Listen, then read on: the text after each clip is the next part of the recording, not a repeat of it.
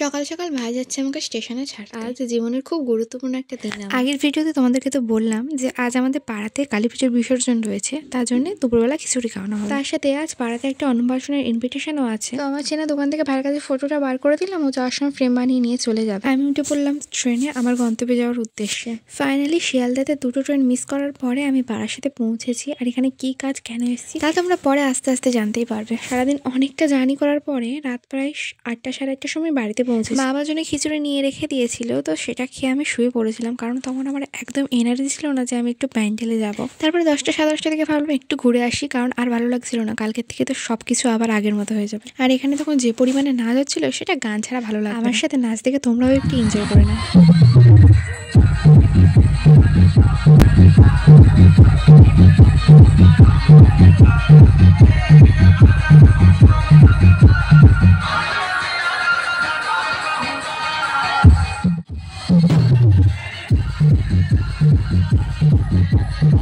বলো কেমন লাগলো, মজা হলো না? আচ্ছা, এই গান নাচ তো চলতেই থাকবে সারা রাত। এটা যতক্ষণ না বক্স বন্ধ করবে ততক্ষণ চলতেই থাকবে, কিন্তু তাই বললে তো হয় না। একটা নির্দিষ্ট সময় পরে মাকে তো বিদায় জানাতেই হবে। এখন রাত প্রায় 11:15 বাজে, আর এখন মাকে নিয়ে যাওয়া হচ্ছে পুকুর পাড়ে বিদায় দেওয়ার উদ্দেশ্যে। এই পুকুরটাতে আমাদের পাড়ার সব ঠাকুরেরই বিসর্জন হয়, তো রাতেও পুকুর পাড়টা পাড়ার লোকে গম গম করছে। মা যে চলে যাবে তাই সবাই এসেছে মাকে এগিয়ে দিতে। 5 দিন পুজোর আর শেষ, কাল থেকে আবার নতুন করে স্কুল কলেজ সবকিছু চালু হবে। আমি যখন এই সময়টা স্কুলে পড়তাম খুব ভয় পেতাম, এটা ভেবে যে কালী পুজো আসা মানে তো স্কুল খুলে যাবে, আর স্কুল খুললেই ফাইনাল পরীক্ষা হবে।